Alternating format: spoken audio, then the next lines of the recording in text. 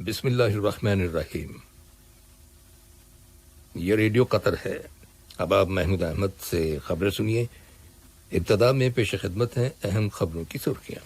صاحب اسم امیر نے روس اور جمہوریہ فلپین کے صدور کو مبارکباد کے برقی پیغامات ارسال کیے ہیں۔ قطر نے افغانستان کے دارالحکومت کابل میں ایک مسجد کے اندر کیے گئے دھماکے کی شدید مذمت کی ہے۔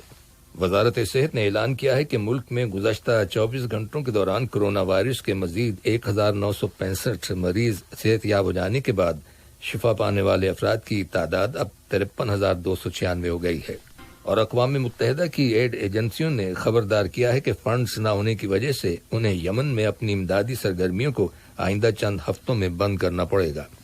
یہ تھی اہم خبروں کی سرخیاں۔ جب آپ تفصیل سے خبریں سنیے۔ صاحب اسم امیر شیخ تمیم بن حمد آل ثانی نے روس کے صدر ولادیمیر پوٹن کو ان کے ملک کے قومی دن کے موقع پر مبارکباد کا برقی پیغام ارسال کیا ہے۔ صاحب اسم امیر شیخ تمیم بن حمد آل ثانی نے جمہوریہ فلپین کے صدر روڈریگو ڈیوٹرٹ کو ان کے ملک کے یوم آزادی کی مبارکباد کا برقی پیغام روانہ کیا ہے۔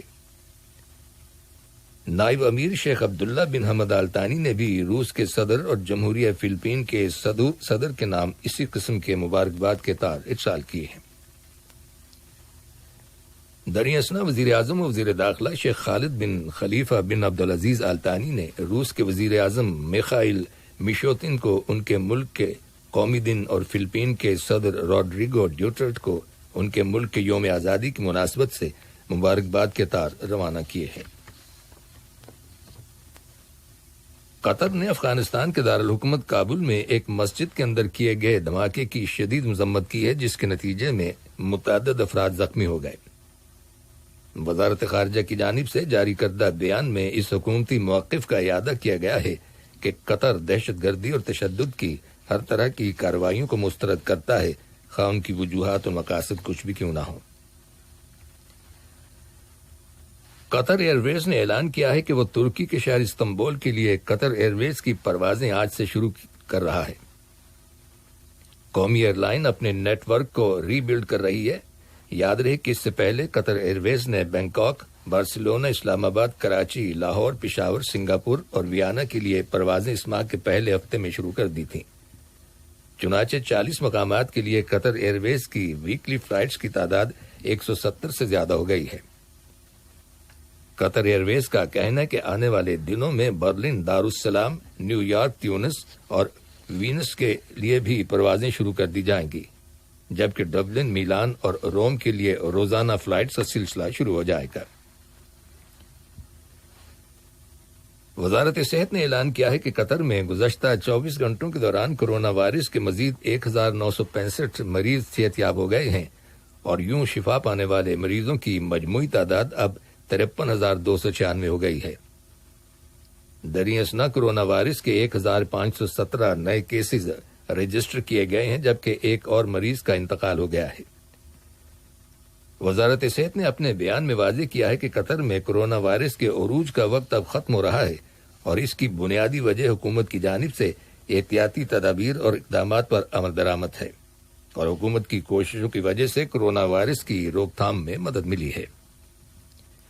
وزارت صحت کا کہنا ہے کہ کرونا وائرس کی وبا پر کنٹرول حاصل کرنے کے لیے حکومتی کوششوں میں کامیابی کے نتیجے میں ان پابندیوں کو نرم کرنے بھی مدد ملی ہے جو وائرس کے پھیلاؤ کو روکنے کے لیے عائد کی گئی ہیں۔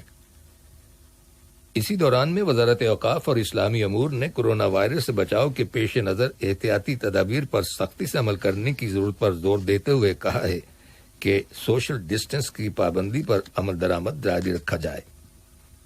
واضح ہے کہ وزارت اوقاف اور اسلامی امور نے پابندیوں میں بتدریج کمی کرنے کے مختلف مراحل میں سے پہلے مرحلے میں اس ماہ کی 15 تاریخ سے ملک کے اندر 500 مساجد کھول دینے کا اعلان کیا ہے۔ وزارت نے ان مساجد کی لسٹ جاری کر دی ہے۔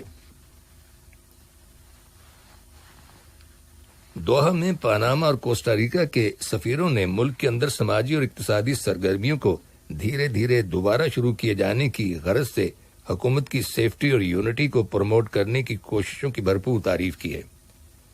دونوں سفراء نے اس بات کو بھی سراہا ہے کہ لوگ اپنی فطری نوعیت کو برقرار رکھنے میں کامیاب رہے ہیں، اور تارکین وطن اور قطری شہریوں کو یقین ہے کہ امن، اتحاد اور خوشحالی کے جھنڈے تلے آزاد رہنا ہی بہترین طرز زندگی ہے۔ یہ خبریں ریڈیو قطر سے نشر کی جا رہی ہیں۔ فلسطین کے شہر کفر قدام میں مقبوضہ عرب علاقوں کو اسرائیل میں ضم کرنے کے اسرائیلی حکومت کے فیصلے کے خلاف زبردست احتجاجی مظاہرے جاری ہیں۔ مظاہرین کو منتشر کرنے کے لیے اسرائیلی فوج نے ربر بلٹس برسائیں اور آنسو گیس استعمال کی، جس کی وجہ سے 5 فلسطینی جن میں 3 جرنلسٹ شامل ہیں زخمی ہو جانے کی اطلاع ملی ہے۔ خبر ملی ہے کہ امریکہ اور عراق کی حکومتوں کے درمیان اہم مذاکرات شروع ہو گئے ہیں، جن میں آئندہ چند ماہ کے دوران عراق میں موجود امریکی فوج میں مسلسل کمی کرنے کے بارے میں غور و خوض کیا جا رہا ہے۔ کہا جا رہا ہے کہ عراق کے اندر عسکریت پسند تنظیم داعش کو ختم کرنے کے معاملے میں کوششیں بڑی حد تک کامیاب ہوئی ہیں، اس لیے وہاں پر تعینات امریکی فوج کی تعداد میں بتدریج کمی کی جائے گی۔ واشنگٹن سے ملنے والی رپورٹس کے مطابق امریکہ کے وزیر خارجہ مائک پومپیو نے چین کے سرکاری عہدیداروں سے ملاقات کے لیے ہوائی جانے کا ارادہ ظاہر کیا ہے، لیکن ان کے پروگرام کا ابھی حتمی اعلان نہیں کیا گیا۔ یاد رہے کہ گزشتہ دنوں پومپیو نے اپنے ایک بیان میں کہا تھا کہ چین کورونا وائرس کے بارے میں زیادہ شفافیت سے کام لیتے ہوئے دنیا بھر کے سینکڑوں ہزاروں افراد کی ہلاکتوں کو روک سکتا تھا۔ انہوں نے چین پر کورونا وائرس سے متعلق معلومات فراہم نہ کرنے کا الزام عائد کیا ہے۔ یاد رہے کہ دنیا کی ان 2 بڑی معیشتوں کے تعلقات کشیدہ ہو گئے ہیں اور امریکی صدر ڈونلڈ ٹرمپ نے کہا ہے کہ وہ تعلقات کو توڑ بھی سکتے ہیں۔ اقوام متحدہ کی ایڈ ایجنسیز نے خبردار کیا ہے کہ انہیں یمن کے اندر اپنی امدادی سرگرمیوں کو آئندہ چند ہفتوں میں بند کرنا پڑے گا، کیونکہ ان کے پاس فنڈز نہیں ہیں، حالانکہ وہاں ہیضہ اور کورونا وائرس پھیل رہا ہے۔ واضح رہے کہ سعودی عرب کی قیادت میں اتحادی فورسز اور ایران کے حمایت یافتہ حوثی گروپ کے مابین گزشتہ 5 برسوں سے جو جھڑپیں جاری ہیں، ان کی وجہ سے یمن کے عوام کی اکثریت مشکلات کا شکار ہے اور ان کی روزمرہ زندگی کا انحصار بیرونی امداد پر ہے۔ اقوام متحدہ نے متنبع کیا ہے کہ اس کے 41 ایڈ پروگرام میں سے 30 سے زیادہ پروگراموں کو فنڈز نہ ہونے کی وجہ سے آئندہ ہفتوں میں بند کر دیا جائے گا۔ یورپی یونین کے صحت کے شعبے کے ایک اعلیٰ اہلکار نے خبردار کیا ہے کہ کورونا وائرس کی وجہ سے یورپ میں صحت کے حوالے سے جو بحران پیدا ہوا ہے وہ ابھی ختم نہیں ہوا۔ اہلکار نے یورپی یونین کے تمام ممبر ممالک کی حکومتوں پر زور دیا ہے کہ وہ ہوشیار رہیں اور کورونا وائرس سے متاثر ہونے والے افراد کی تلاش کے سلسلے میں شہریوں کی ٹیسٹنگ کو یقینی بنائیں۔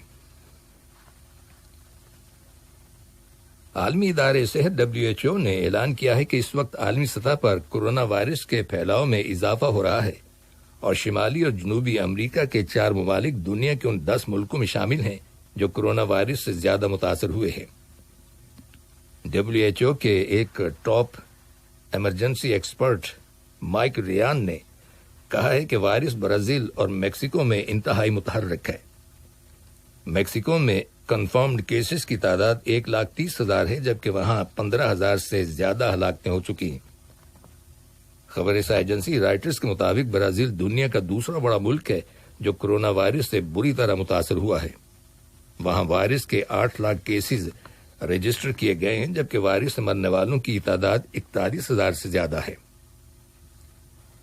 دریں اثنا WHO کے ڈائریکٹر جنرل ٹیڈرس ایڈہنم نے جنیوا میں کورونا وائرس کی صورتحال سے متعلق ایک نیوز کانفرنس کو بتایا کہ کورونا وائرس اگرچہ یورپ میں کم ہو رہا ہے، لیکن دنیا کے دیگر ممالک میں اس میں اضافہ ہو رہا ہے، اس لیے یورپ بھی محفوظ نہیں رہ سکتا، وہاں یہ دوبارہ پیدا ہو سکتا ہے۔ انہوں نے مزید کہا کہ وائرس کی ویکسین دریافت ہو جانے کے بعد اسے منصفانہ طور پر ممالک میں بانٹنا چاہیے تاکہ زندگی بچانے والی ویکسین تک ہر کسی کی رسائی کو یقینی بنایا جا سکے۔ آخر میں اہم خبروں کی سرخیاں ایک بار پھر سن لیجیے۔ صاحب اسم امیر نے روس اور جمہوریہ فلپین کے صدور کو مبارکباد کے برقی پیغامات ارسال کیے ہیں۔ قطر نے افغانستان کے دارالحکومت کابل میں ایک مسجد کے اندر کیے گئے دھماکے کی شدید مذمت کی ہے۔ وزارت صحت نے اعلان کیا ہے کہ ملک میں گزشتہ 24 گھنٹوں کے دوران کورونا وائرس کے مزید 1965 مریض صحت یاب ہو جانے کے بعد شفا پانے والے افراد کی تعداد اب 53,296 ہو